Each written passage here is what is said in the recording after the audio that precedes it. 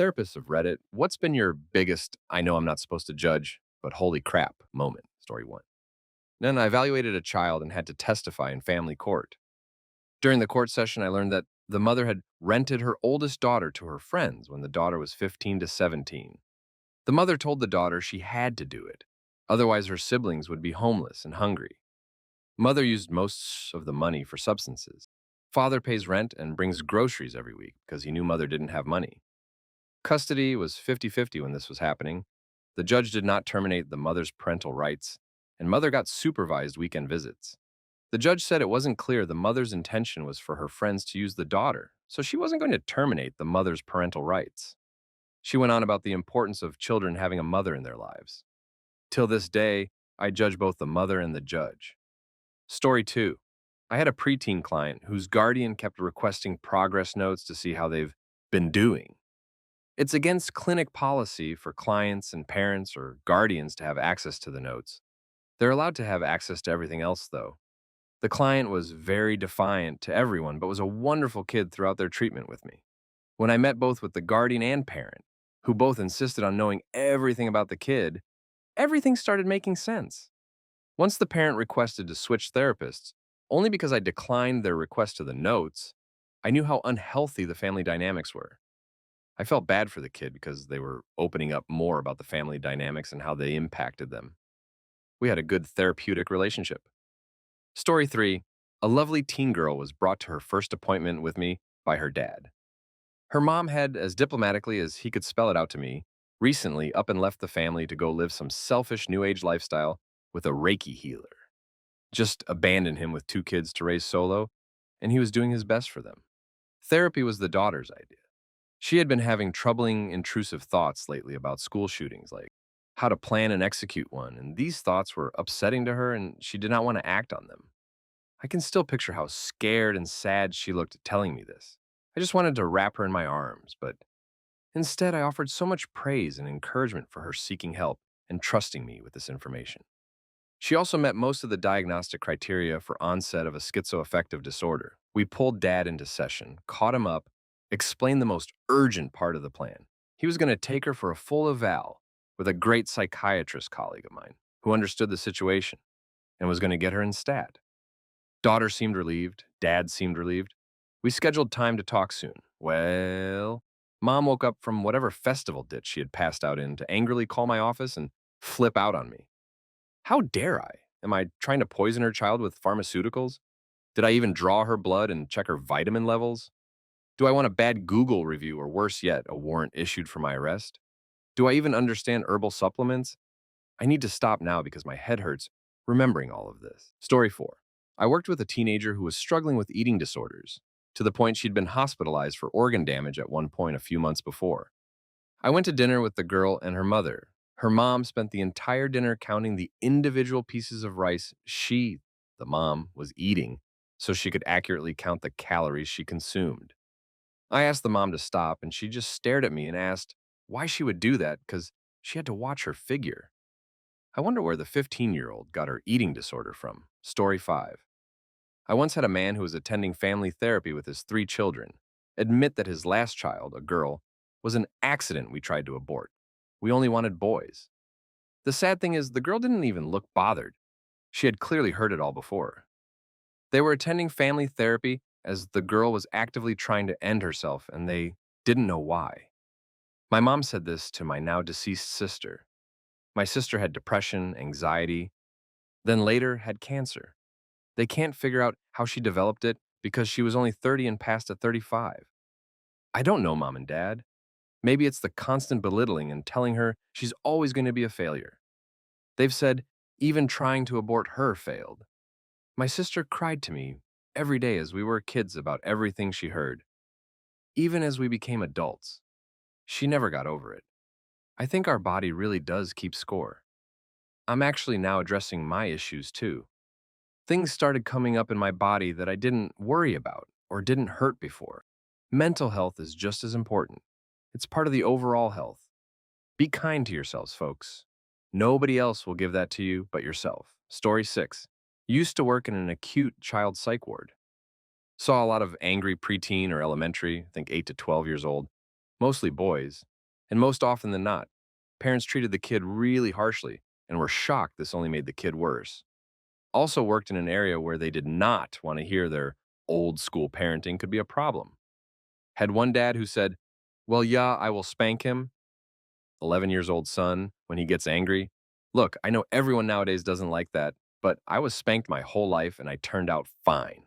It took my entire ability to bite my tongue and not to say, "Sir, you just got out of prison 3 months ago after serving 5 years for a violent felony." Story 7. There's enough horror in here already, so here's more of a, what? Situation. Was sitting in on a psychoed eval interview during the later years of my training. The client was a high school age male who was known to the practice already. Before getting rolling, the client asked for a tissue. Sure, normal stuff. Between spring allergies and all the standard reasons you would need tissues in the course of therapy, we were plenty stocked.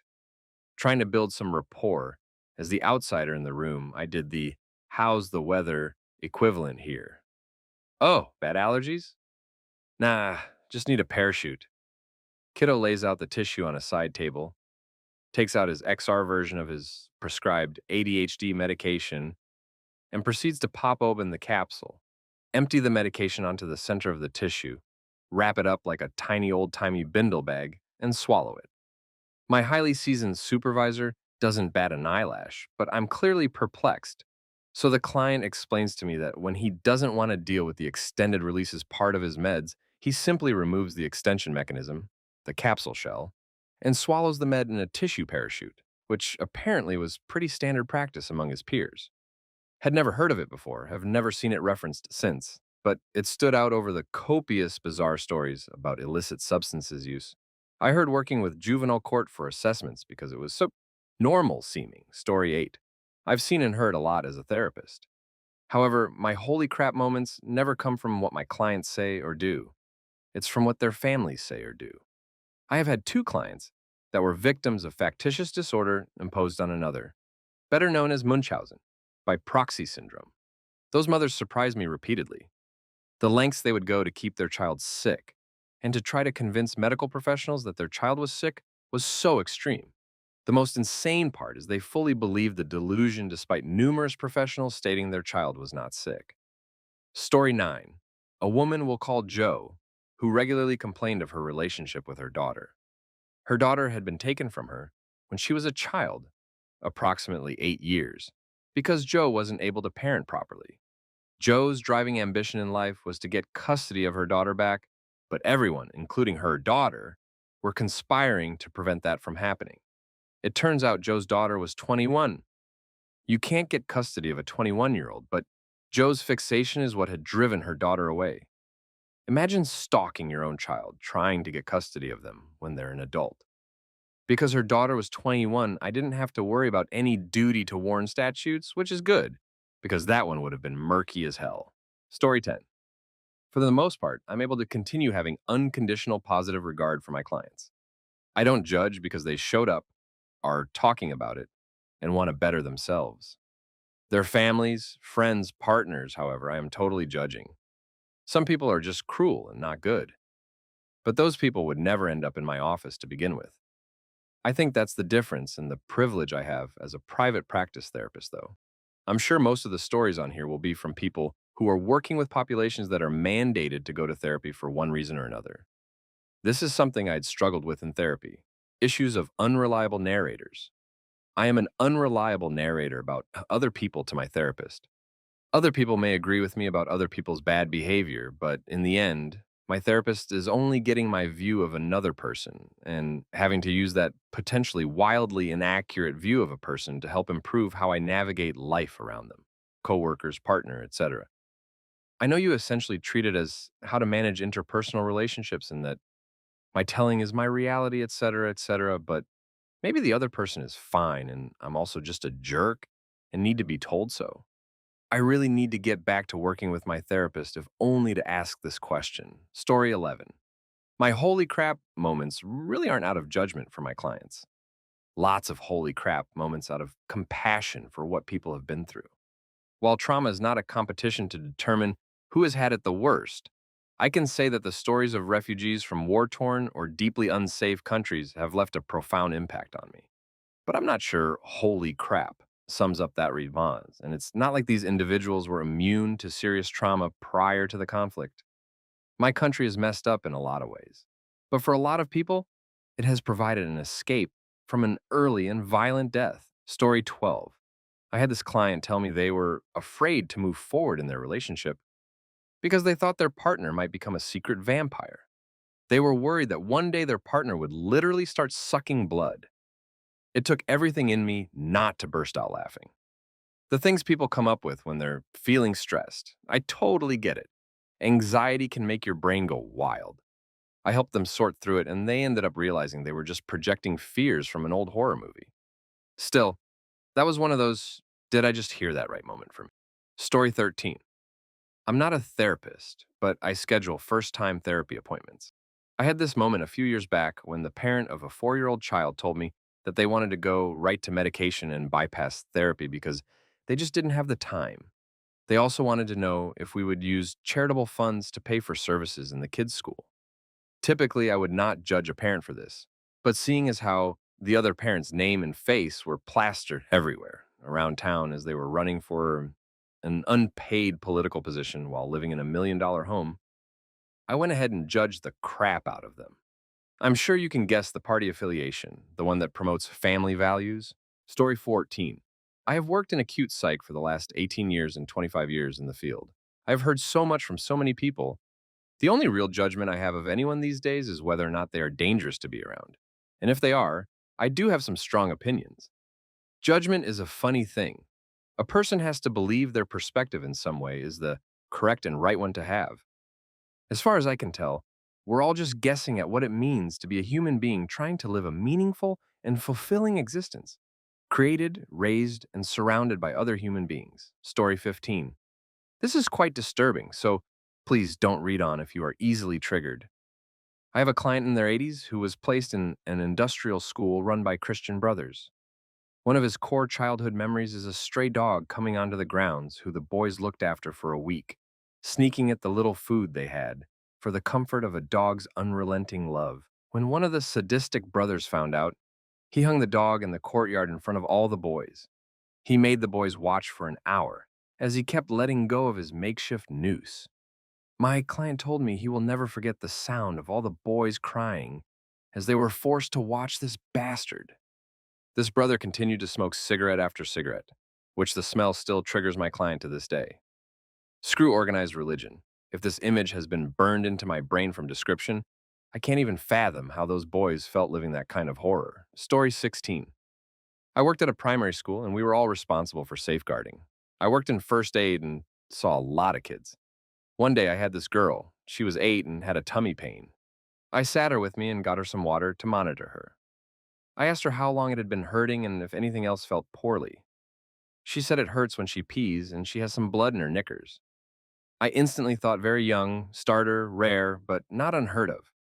Asked if it's happened before, she said yes, and it always happens after her brother plays with her. Instant alarm bells. I get the safeguarding lead and report my concerns. Turns out the brother repeatedly used her and she was so small and he was not gentle. She bleed every time. Her mother knew and encouraged it. Story 17. For a time we were taking patients as young as 6. We had this one girl who was 7. She apparently came from a very neglectful, probably abusive situation.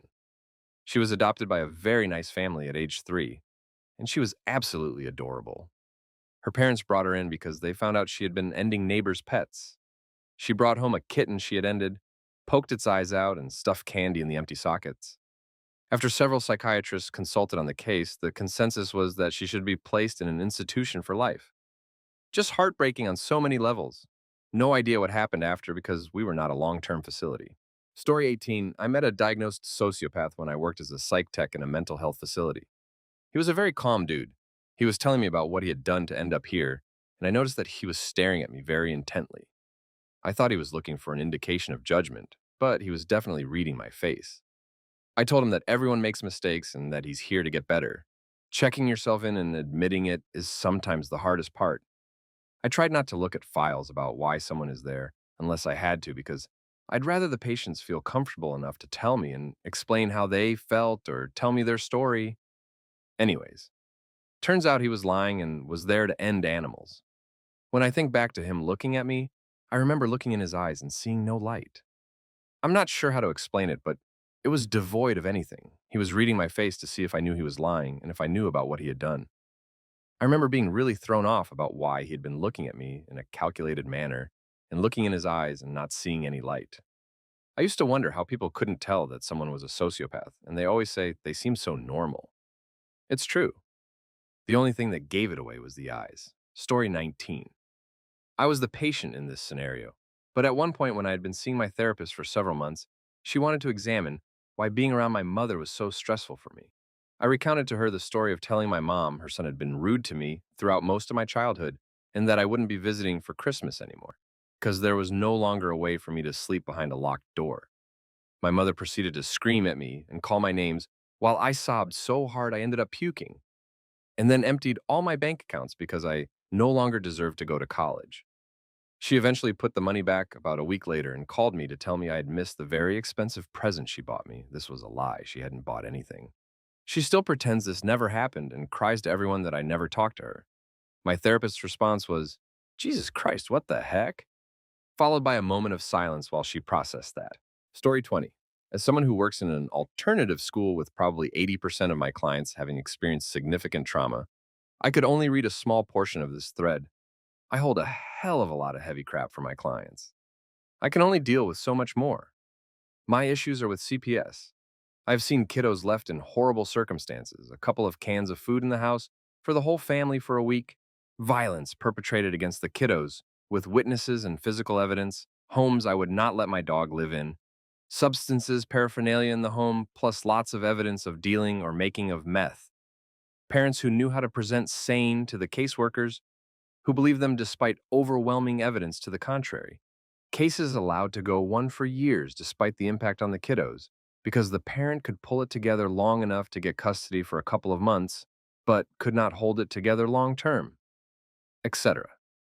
Legally, I have to make the calls, but it is such a waste of time and often negatively impacts the therapeutic relationship with the kiddos who thought they finally could talk openly with someone who listens, who they could trust. But not anymore. Sorry for the run-ons. It has been a rough couple of weeks. I need a vacation, but my kiddos don't get a vacation. Story 21. It wasn't necessarily that it was that bad, but completely caught me off guard. I was in a role where I did groups with people who worked together, and I also saw them individually. They all knew through each other and the program they were a part of. After working with them for almost a year and heading into my final sessions with them, one of them told me that their married coworker, who was also my client, had confessed they were in love with them, wanted to leave their spouse, and wanted me to do a joint session with them. My eyes went wide because it was so unexpected. The married client had never given me any indication of those feelings, and I knew I was terminating with them both shortly. I didn't do the joint session with them, and I learned then to have a much better poker face. Story 22. The things that truly shock me are the kinds of things that have to do with how dark humanity can get, the type of experiences my clients have had at the hands of jerks. However, I would prefer to share this instead. I used to work with teenagers, and one of them brought a backpack to a session. Completely normal. Until the backpack began to wiggle. He literally had a puppy in his backpack.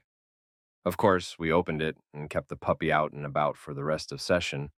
But essentially, his game plan was, my mom told me I can't get a dog, so I'm going to sneak this dog into the house, and then I will already have a dog, and there's nothing she can do. On a similar note, I used to work in a residential treatment center with teenagers, and the kitchen staff noticed that all of the clients staying in one wing of the facility seemed to be stuffing lettuce in their pockets at lunch. You guessed it, there was a guinea pig living under one of their beds. I'm still bummed they didn't get to keep it. Story 23. I started doing therapy with Grandma and her 5-year-old grandson, who she had custody of. She was concerned that he was waking up several times at night screaming, and he kept putting PBJ sandwiches in the VCR and destroying them. Found out she was his great-great-grandmother at 60 years old.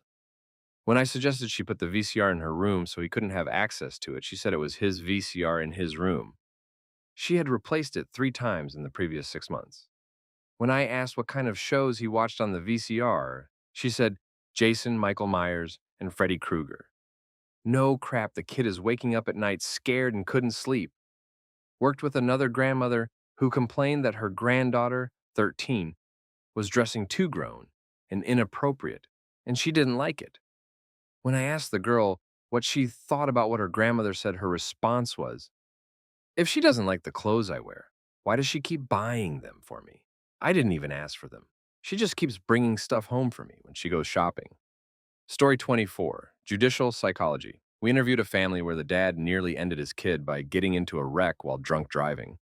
Kid flew out one of the windows. The jerk kept driving, got home, and didn't realize one of his kids was missing until his wife asked where he was. The wife sued him, leading to our interviews. We found out that halfway through court proceedings that she had started seeing him in private, despite a no-contact order, was thinking about taking him back, and was considering dropping the case entirely to get back with him. I still remember interviewing the kid and seeing how excited he was to show us all of the scars he had throughout his body. It was a heartbreaking sight.